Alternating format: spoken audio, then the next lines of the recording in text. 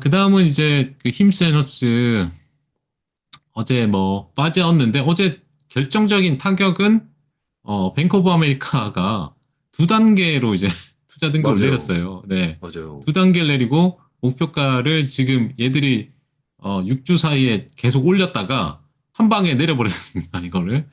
그러면서 막 개인 투자자들이 막 저기가 또 그 양아치 짓을 한다 뭐 이런 식으로 또 그래도 뱅크 오브 아메리카는 나름 그런 건 잘 없는데 하다 보니까 이렇게 됐죠. 그죠? 근데 에, 어쨌든 이게 왜 이렇게 낮췄냐? 결국에는 이제 발기부전 쪽하고 탈모 시장 쪽을 아마존이 들어오기 때문에 매출이 줄 거다. 그래서 내년 에비타를 33배를 주던 거를 19배로 낮췄어요. 그래서 이제 목표가가 18달러로 내려왔고 결국 그 초창기는 경쟁이 심할 수밖에 없을 거다. 그래서 가격 압박을 받게 되는데 현재 힘센홀스가 그로스 마진이 80% 이상입니다. 꽤 높아요. 근데 이게 이제 손상될 우려가 있다.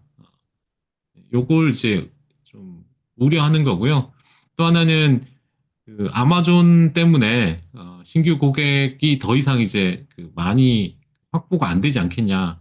이거가 이제 뱅크 오브 아메리카의 어떤 목표가하고 투자 등급을 낮춘 이유거든요. 그러면 거기에다 이제 결국에는 여기 보이시는 그 단위 경제성에 미치는 영향 이게 부정적이라는 거죠. 고객 획득 비용 대비 전체적인 라이프 사이클 상의 어떤 가치 이게 좀 부정적이고 매출 성장률도 약 그 향후 3년 동안 한 10%포인트 하향 조정될 수 있기 때문에 오퍼레이팅 레버리지가 좀 낮아질 거라는 거예요. 그래서 이게 왜 그 정도냐면 어느 정도 왜 80, 그로스 마진이 80%가 나오냐? 이 탈모 치료제 요게 있는데 이걸 30일 분량을 한 번에 이 힘세놀스에서 사면 몇 달러에 산대요, 이거를. 30일 음, 분량을 몇 달러에 사는데 요걸 이제 개별 포장을 해갖고 처방전으로 내보내면은 22에서 39달러까지 받는답니다. 아, 비싸지구나. 네, 확 이렇게 높여가지고 받는 거죠. 그러니까 약간 상담 비슷한 그런 개인 맞춤형으로 내보낸다는 그거 하에 몇 달러짜리를 이제 저렇게 팔 수 있는 거죠.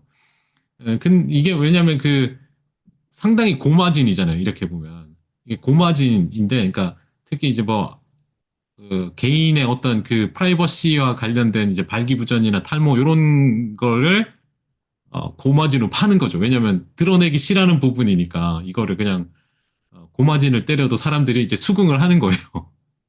예, 그런데 이게 이제 이 모델이 위험에 처해질 수 있는 거를 좀 우려하는 거죠. 고마진 못 받을 가능성이 있으니까. 이렇게 보면 될 것 같고. 근데 결국 그러면 이제 이거를 장기적으로는 어떻게 될까? 뭐 아마존이 모든 그 비즈니스를 막 그 많이 하더라도 다 잘 되는 건 아니거든요. 그러니까 아마존이 했다고 해서 다 잘 된 건 아니에요. 왜냐면 어 아마존이 뭐 프라임 비디오 해도 뒤에 이야기하겠지만 뭐 그 넷플릭스에서 안 되고 뭐 하여튼 현재 최근에 어떤 그 기업의 모델 비즈니스 모델이 수직적 통합 그러니까 수직 통합형 기업과 수평적 기업 그러니까 호라이즌 비즈니스 모델이 있는데 아마존은 이제 수직 통합형 기업이죠. 그러니까 프라임 구독 모델 내에서 다양하게 서비스가 나갑니다.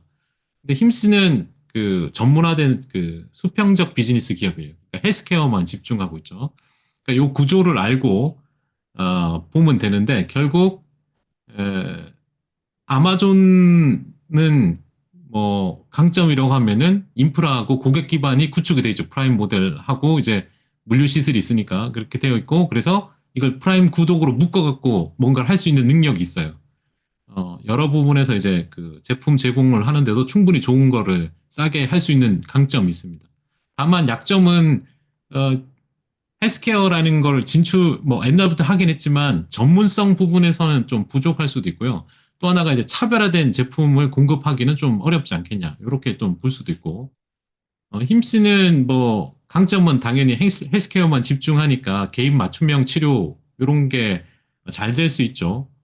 그다음에 그 기존 인프라 없이도 이렇게 남의 거 써갖고 이렇게 활용할 수도 있고 또 하나가 뭐 개인화된 치료 요것도 가능한 부분이 있는데 약점은 이제 뭐 고객 기반이 좀 부족하고 제품의 어떤 다양성 면에서 좀 제한될 수는 있습니다. 근데 최근에 어떤 기업들 그 소형 기업들의 성공 사례를 좀 보면은 이제 넷플릭스는 유일하게 스트리밍 사업만 하죠. 그러니까 다른 곳은 대부분 어 하나만 집중하지 않아요. 또 스포티파이도 마찬가지죠. 그러니까 애플하고 애플 뮤직하고 비교했을 때 애플 뮤직이 안 되죠. 그러니까 애플에 있어서 애플 뮤직이나 뭐 그 저기 뭐죠? 애플 피트니스 이런 거 다 실패했거든요. 그러니까 이게 수직 통합부로 해서 다 잘 될 수 있을 거라고 생각하지만 자기들 그 생태계 안에서 다 할 거라고 생각하지만 요즘 보면은 그렇지 않은 것 같아요. 그뭐 반도체도 마찬가지입니다. 인텔은 수직 통합을 했지만 삼성도 비슷하죠. 수직 통합을 했는데 TSMC는 수평적이죠. 그냥 패키징만 합니다.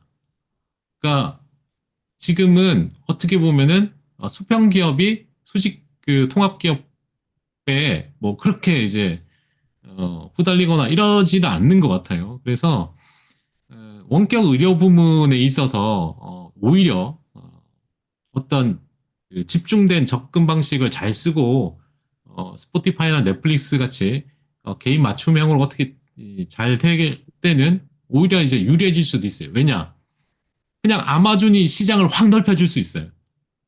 이 시장을 확 넓히고 그 이 서비스에 대한 인지도, 고객 인지도를 막 구축시켜 줍니다. 오히려 아마존이 해주고 그 과실은 힘센 헬스가 가져갈 수도 있어요. 스포티파이가 처음부터 소위 말해서 그 뭐 이 뮤직 시장에 있어서 그 돈 내고 음악 듣는 스트리밍 서비스를 스포티파이가 개척한 게 아니잖아요.